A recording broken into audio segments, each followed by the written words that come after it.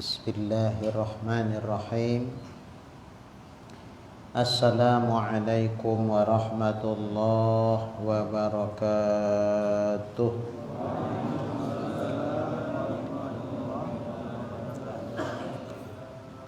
Limardatillah subhanahu wa ta'ala wa hidayatihi wa inayatihi wa taufiqihi.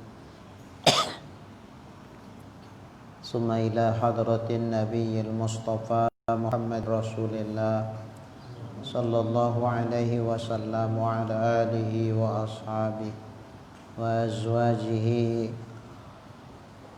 wa ahli baitihi ajma'in. Summa ila jami'i masyayikhina wa asatidina wa muallimina wa mursyidina. Summa khususan li muallifi hadzal kitab. Al-Fatihah. A'udzu billahi minasy syaithanir rajim. Bismillahirrahmanirrahim. Alhamdulillahi rabbil alamin. Ar-Rahmanir Rahim. Maliki yaumiddin. Iyyaka na'budu wa iyyaka nasta'in. Ihdinas siratal mustaqim. Siratal ladzina an'amta 'alaihim ghairil maghdubi 'alaihim waladdallin. Amin. Alhamdulillahi rabbil alamin. Wassalatu wassalamu ala asyrafil anbiya'i wal mursalin wa ala alihi wa sahbihi ajma'in. Rabbi shrah li sadri wa yassir li amri wahlul 'uqdatam min lisani yafqahu qawli. Qala al-muallif rahimahullahu ta'ala wa adama nafa'ana bi 'ulumihi fid dharain amin. Summa qala Allahumma hidayatan lis-shawab ya rabbal alamin. Kajian kita pada malam ini insyaallah melanjutkan kajian yang sebelumnya berkaitan dengan yang membatalkan sholat. Wa kadzalikal ikhlalu bi ahadis syurutil arkan. Demikian juga batal sholat apabila terjadi cedera pada salah satu dari syarat-syarat rukun. Jadi rukun sholat itu 13. Setiap satu rukun daripada rukun-rukun sholat itu ada syarat-syaratnya. Jadi kalau satu dari rukun itu syarat-syaratnya tidak tercukupi, berarti enggak sah rukun itu. Kalau enggak sah rukunnya, maka dipastikan kurang rukun, ya tak sah sholatnya, batal. Kalau dia melakukan cedera itu, maka berarti membatalkan sholat. Apa contohnya? Ka'adamil inhina'il mujzi fir ruku'. Ketiadaan membungkuk yang memadai pada waktu ruku'. Ruku' rukun sholat. Salah satu syaratnya tunduk rukuk tuh sekira-kira diletakkan tapak tangannya sampai ke lutut. Meletakkan tapak tangan ke lutut itu tidak rukun, tidak syarat, bukan wajib, sunnah. Tapi untuk mengukur seukuran apa dia wajib tunduk untuk rukuk. Nah, seukuran jika diletakkan tapak tangannya ke lutut sampai. Walaupun mungkin badannya tidak lurus, masih mendongak, masih lebih tinggi lagi bagian atas daripada bagian bawah badannya. Tapi yang pasti ketika dua tapak tangannya diletakkan ke lutut sampai, udah sah lah itu. Udah mujzi lah itu, sudah memadai lah itu untuk sahnya tunduk rukuk itu. Tapi kalau seandainya tangan membungkuk sudah, tapi kalau tangan diletakkan di atas lutut enggak nyampe, Nah, itu berarti tunduknya kurang. Kalau tunduknya kurang berarti nggak sah rukun itu, rukuknya berarti. Kalau nggak sah rukuknya tentu bermasalah di sahnya sholat, karena rukuk termasuk rukun sholat. Berarti batal sholatnya atau nggak sah sholat. Nah, saya contohkan. Rukuk termasuk rukun sholat. Rukuk itu menundukkan badan ke depan. Seukuran apa yang wajib? Sekedar wajibnya, asalkan tunduk dia, tapak tangannya diletakkan ke lutut sampai, nah ini lutut saya di sini, ini tapak tangan saya sampai, nah ini sudah sah lah ini rukuk. Ini sudah mujzi lah namanya, memadai lah ini. Walaupun kalau ditengok apakah belakang saya ini rata sama kepala? Enggak rata. Mana kira-kira tinggian? Tinggi kepala, tinggi tengkuk daripada badan. Ah, ini mendongak lah ini. Ah, ini sah walaupun tak rata. Adapun meratakannya, seperti satu keping papan rata. Ah, ini bukan wajib, ini bukan syarat, tapi sunat hukumnya begini. Aisyah radhiyallahu anha, istri baginda Rasul, meriwayatkan bahwa apabila Rasulullah rukuk, maka rukuk Nabi itu seperti satu keping papan, lurus. Sehingga andai satu kodah air, satu mangkok air diletakkan di belakang Nabi, tidak akan tumpah air itu. Nah, ini menunjukkan ratanya. Tapi ini bukan syarat, ini sunnah. Jadi kalau ada orang rukuk tidak rata belakangnya, jangan dibilang nggak sah rukuknya. Ukuran sah rukuk bukan rata, itu ukuran sunat. Ukuran sahnya andai tapak tangan diletakkan ke lutut sampai sah lah itu, walaupun belakangnya tidak rata. Nah, jadi yang tahu lututnya batas mana, nah itu yang punya lutut lah pula, karena dia megang. Jadi kita tengok sampai ke lutut apa enggak, ya nggak tahu lah Pak. Dia yang tahu, dia yang ngukur dirinya sendiri. Ya kita nggak bisa mengukur orang lain. Nggak sah itu, nggak sampai lututnya. Tahu-tahu dipegang, oh udah sampai ke depannya. Dia punya lutut. Nah, jadi kita nggak bisa menentukan sahnya seseorang itu. Tapi kalau misalnya nampak kali norak ya Pak. Gini ya. Lutut sini, bisa diagak-agak. Kalau sini megang pahanya ini. Gini lah dia, itu pasti. Karena norak kali. Tunduknya itu sedikit kali. Tapak tangannya pun kalau diletakkan ke pahanya bukan ke lutut. Kalau nampak kali begitu, kita bisa hukumi nggak sah dia. Kecuali mungkin tak ada sakit pinggang deh Pak sini. Tahu nggak? La yukallifullahu nafsan illa wus'aha. Allah tidak memberatkan kepada seseorang kecuali sebatas yang dia mampu. Standar ukurannya sahnya itu harus tapak tangan sampai ke lutut. Ini kan dalam kondisi normal, sehat maksudnya. Kalau sakit pinggang, gini, ini kan kayak kayu, kaku ya, sakit, denyut di sini. Ya udahlah, segini bisanya, segini pun jadi. Nah, makanya kita pun jangan cepat-cepat menghukumi. Apanya bapak tuh sembahyang? Malas sekali, segini aja. Nggak ada ilmu. Ya. Maksudnya gini, kita jangan cepat-cepat menghakimi orang. Nah, menetapkan hukum sembahyang orang itu jangan dulu. Kita lihat kondisi dia itu macam mana.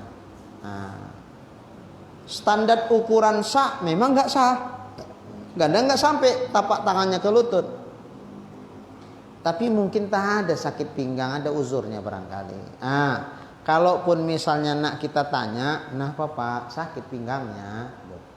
Iya, pantes saya tengok Bapak rukuknya tadi sedikit aja, rupanya sakit pinggang. Iya, kan nggak cepat monis. Tanya dulu sakit pinggangnya Pak. Jangan Pak, kenapa Pak sampai kayak gitu? Mana sah itu? Nggak boleh sakit. Tapi kalau kata dia, enggak. Oh, bisanya Bapak lurus terus sampai ke bawah? Bisa. Kenapa kok gitu aja? Males. Itu bisa. Itu baru bisa dihukumi.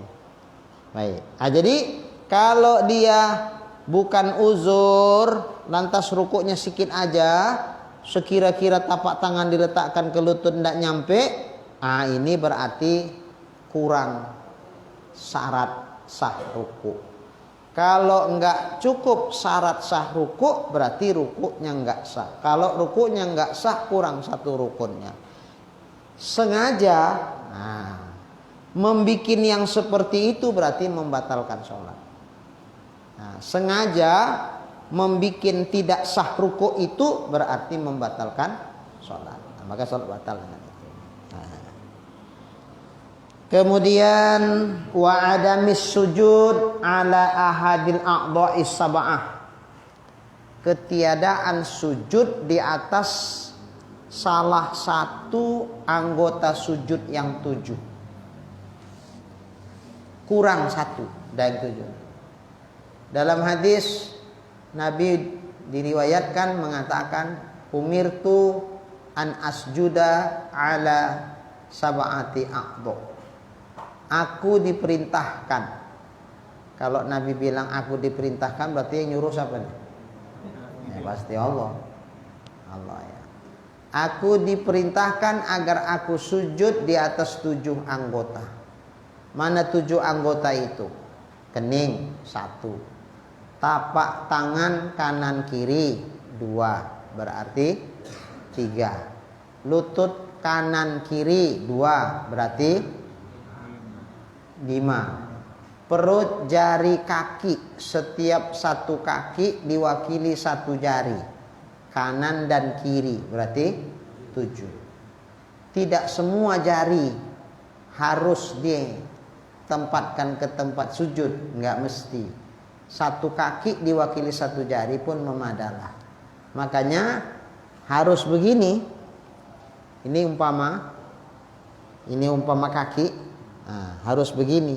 Pinomat 1 jempolnya saja, ibu jarinya saja. Tapi perutnya itu harus ke tempat sujud gini.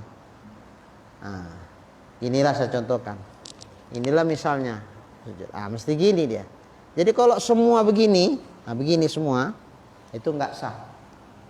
Enggak sah sujudnya. Karena 1 kurang anggota sujud. Apa itu? Jari-jari kakinya semuanya dibeginikan, tidak disujudkan. Sujudnya berarti perut jari kaki itu harus kena ke tempat sujud. Jadi begini, bisa nampak.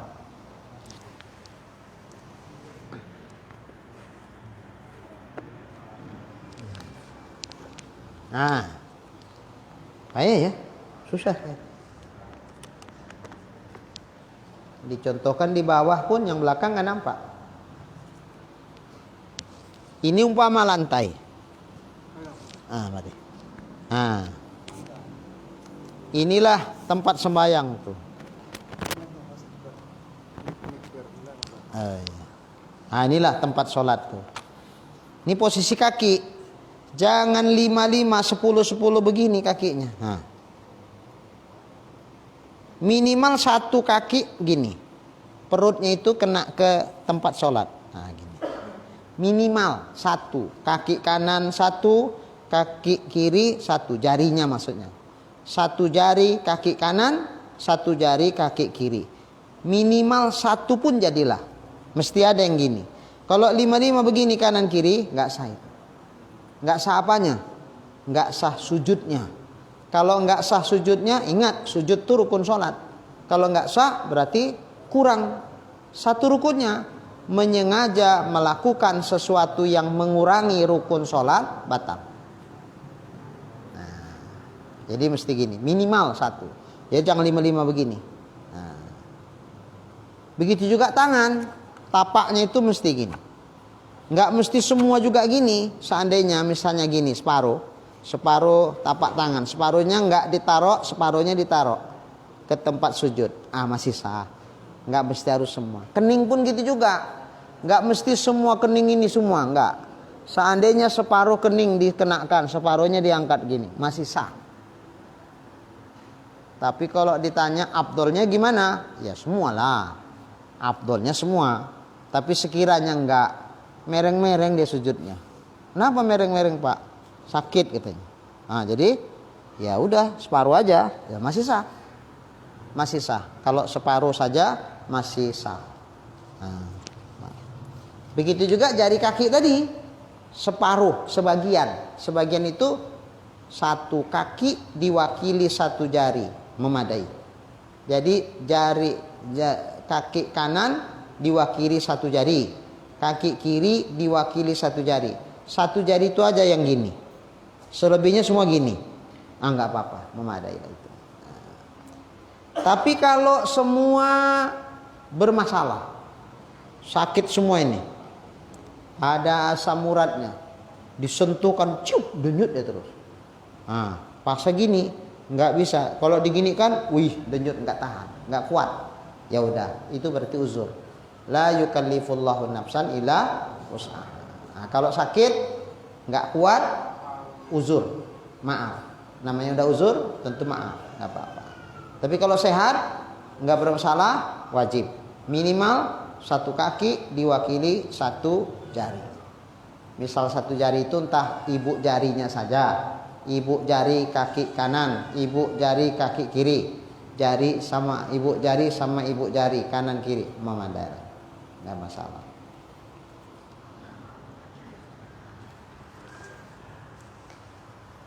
Tapi afdalnya seluruh.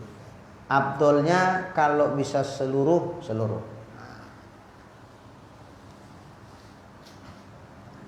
Termasuk lutut.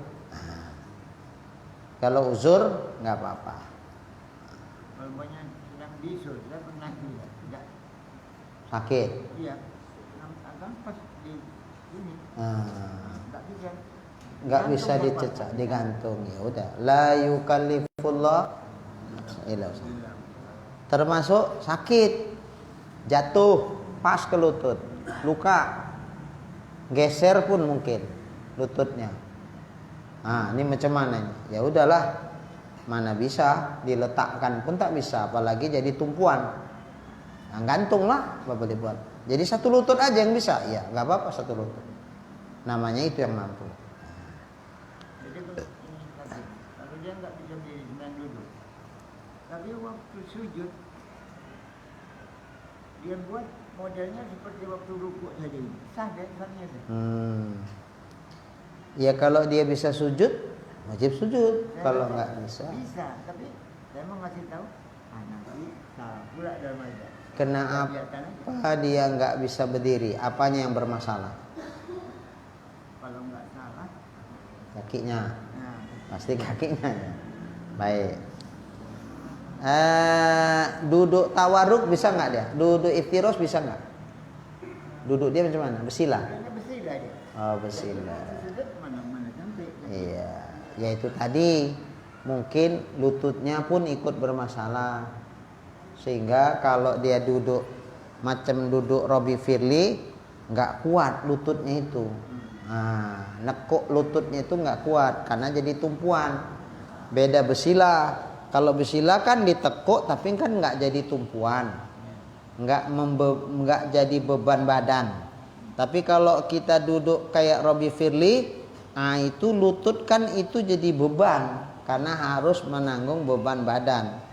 Kayaknya gitu denyut dia, sehingga dia bersila. Umpama begitulah ini. Ya udah nggak apa-apa. Nggak bisa ruku, nggak bisa sujud normal. Karena kalau gini-gini, ini denyut, nggak bisa digerak-gerakkan sesuka-suka hati kita. Ya udahlah. Kalau memang kayak gitulah bisanya, gitu pun jadi. Tapi itu perlu ditanya Ustaz. Kalau kita biarkan dosa kita ya. Sebaiknya ditanya.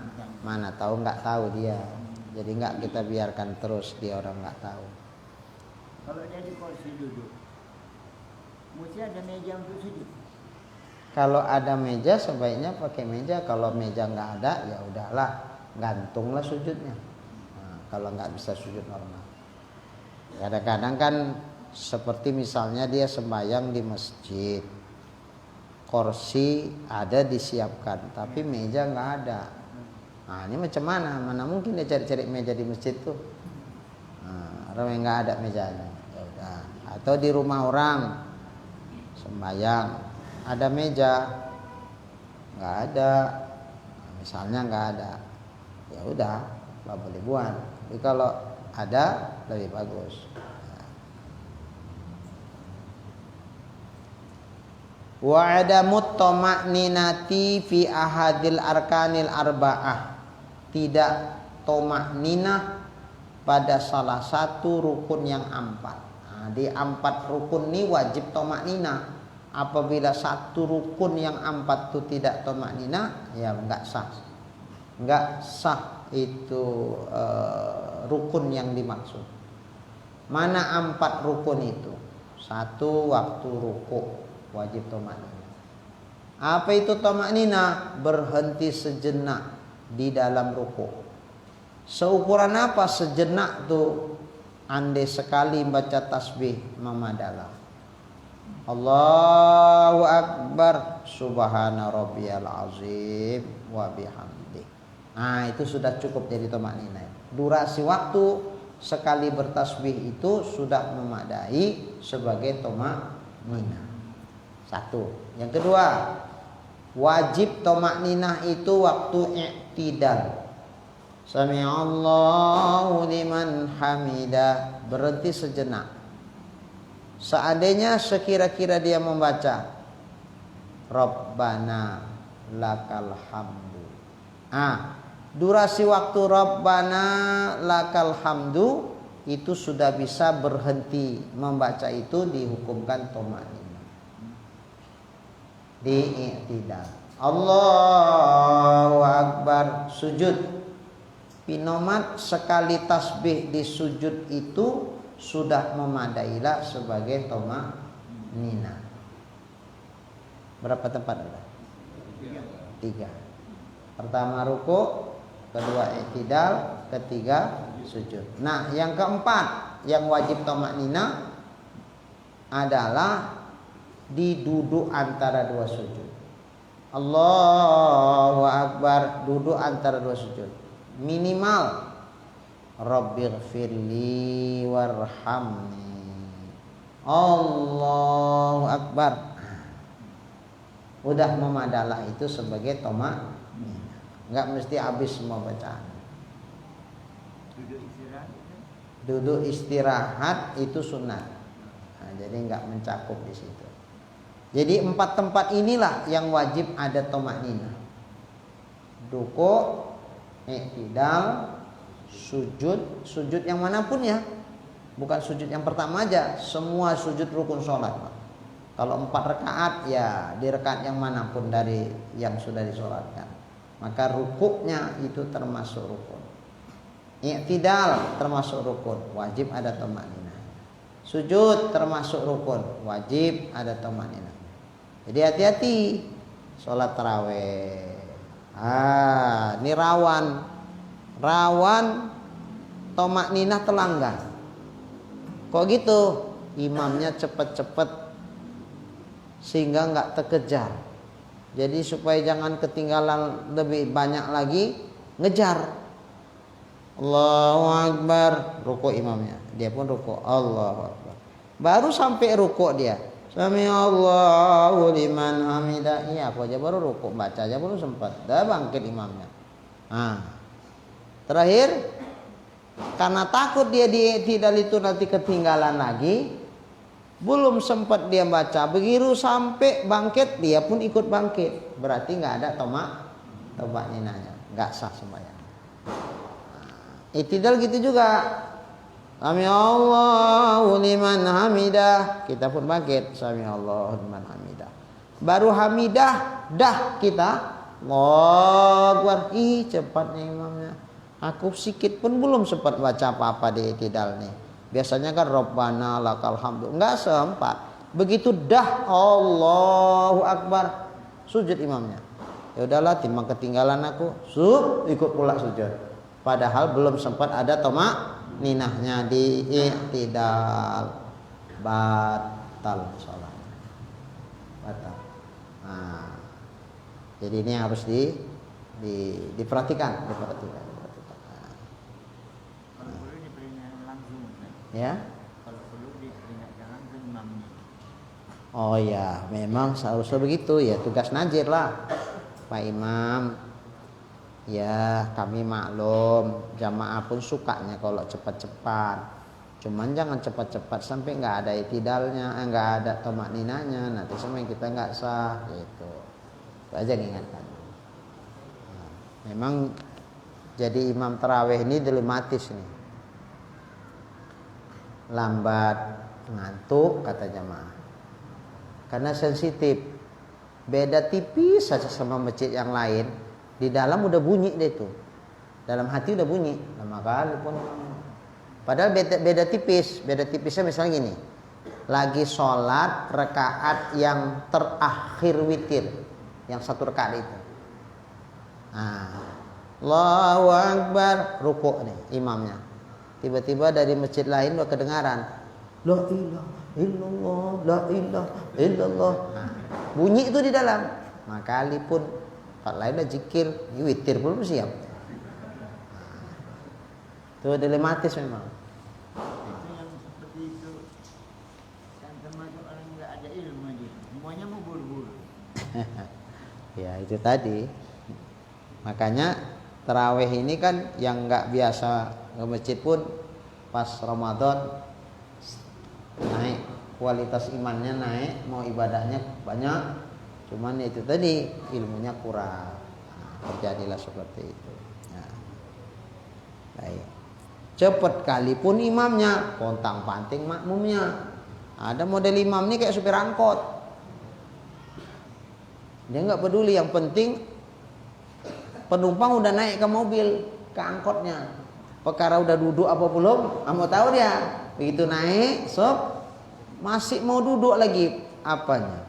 Pantatnya ke tempat duduk, dah sob jalannya. Terus sungkur-sungkur nenek-nenek. Merepetlah penumpangnya. Ada kadang imam pun kayak supir angkot tuh, main tancap aja, nggak diperhatikan makmumnya ini macam mana. Main tancap aja. Khairul umuri awsatuha, sebaik-baik perkara pertengahannya. Cepat kali jangan, lambat kali pun jangan. Ngukur tengah-tengah inilah agak susah. Karena tengah-tengahnya siapa? Tengah-tengahnya imam. Rupanya makmum belum tengah-tengah, sama makmum masih lambat itu. Nah, ini susah. Baik.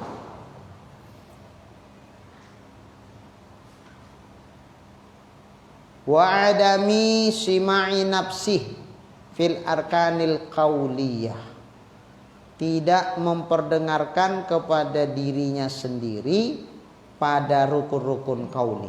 Nah, rukun qauli itu rukun bacaan.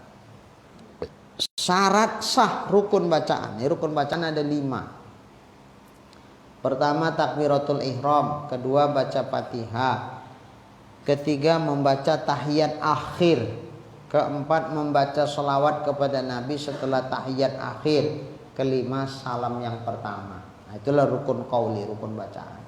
Ini semua rukun bacaan ini wajib, syaratnya harus diperdengarkan kepada dirinya sendiri. Enggak orang lain. Enggak, orang lain enggak dengar enggak apa-apa. Yang penting dia sendiri dengar.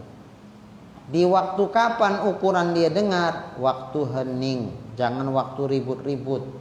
Di mana mobil Honda pada berlewatan, apalagi pesawat jet tempur pula latihan perang, kereta api kalau kebetulan sebelah rumah, relnya. Jadi ini enggak jadi ukuran. Yang jadi ukuran waktu hening. Enggak ada suara ribut-ribut, enggak ada suara keyboard, enggak ada segala macam, enggak ada. Hening sehening-heningnya. Jam berapa? Jam 3 malam. Coba dibaca sepelan mungkin. Kira-kira masih terdengar enggak sama dirinya? Oh masih. Sudah, berarti memadai lah, sah lah. Oh enggak, mulutnya aja komat kamit. Ada sembahyang ini bu, mulutnya aja komat kamit. Suaranya enggak ada. Ada suara, cuman suara ini.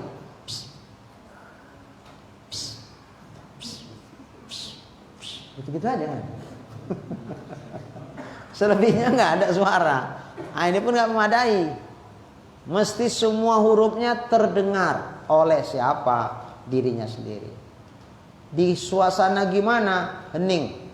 Heningnya gimana? Misalnya jam 3 malam nggak ada suara keyboard, nggak ada suara apa-apa. Itu jarum jam dinding pun terdengar itu. Jarum jam dinding. Kalau jarum jam dinding pun kedengar, tentu kita sembahyang bisik-bisik pun kedengar tuh. Ya Bapak nggak dengar, tapi saya di posisi jam 3 malam hening bisa dengar. Udah, yang jadi ukuran bukan bil fi'li tapi bil quwwah. Bil fi'li itu kenyataannya. Kenyataannya nggak kedengaran karena tertutup suara kita dengan suara yang lebih keras. Misalnya pas kita sembahyang keyboardnya udah main, nggak sabar. Nggak sabar, begitu siap azan nggak lama sedikit cup main lagi. Walah, awak belum siap sembahyang, baru 1 rakaat, berdirikan kedua udah nggak gena-gena lah. Mana lagi terdengar suara kita, mana mungkin kita imbangi suara keyboard tuh.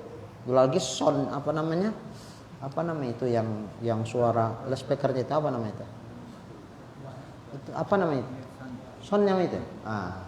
Saya bilang sound takut salah, jadi saya tanya lagi. Soundnya itu yang besar itu. Soundnya itu diarahkan dekat rumah kita pula.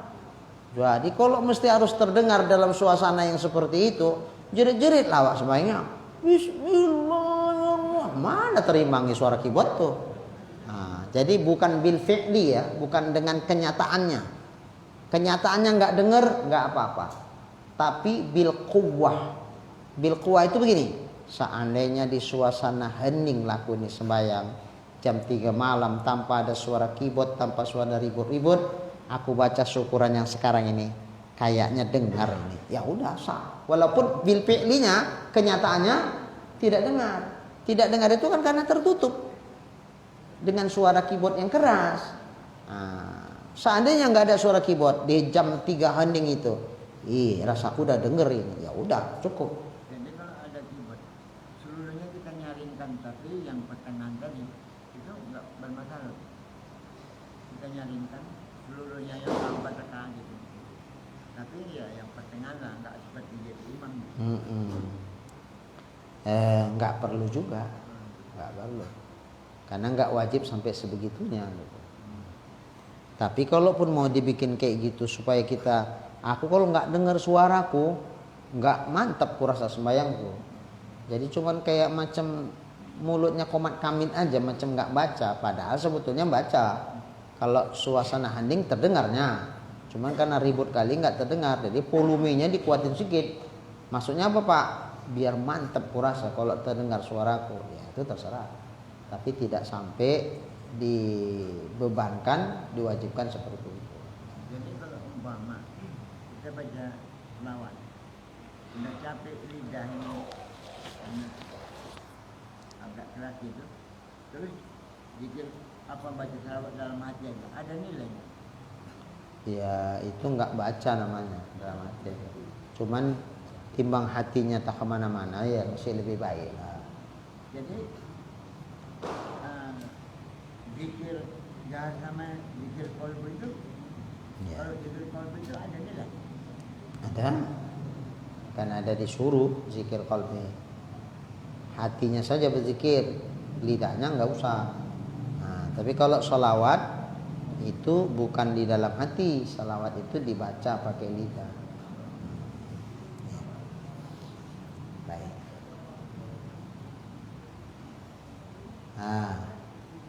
Jadi tidak tomak ninah pada salah satu rukun yang 4. Rukun 4 itu ruku, i'tidal, sujud, duduk antara 2 sujud. 4 ini wajib di dalamnya ada tomak ninah. Kalau satu saja cedera, nggak ada tomak ninahnya, berarti nggak sah sholatnya. Begitu juga ada muslimai nafsihi fil arkanil kauniyah. Nggak dia dengar bacaan dirinya sendiri. Wa ghairiha minas syurut, dan yang lainnya daripada segala syarat-syaratnya. Nah, seginilah dulu ya. Nanti akan datang wa kadzalika al-ikhlal. Ini agak panjang pembahasannya menyangkut syarat-syarat sholat berjamaah. Nah, sholat berjamaahnya belum kita baca, tapi sudah di sini dibahas. Ya, insyaallah akan datang. Mudah-mudahan apa yang kita kaji insyaallah menjadi ilmu yang bermanfaat buat kita semua. Amin ya rabbal alamin. Bismillahirrahmanirrahim. Alhamdulillahirabbil alamin.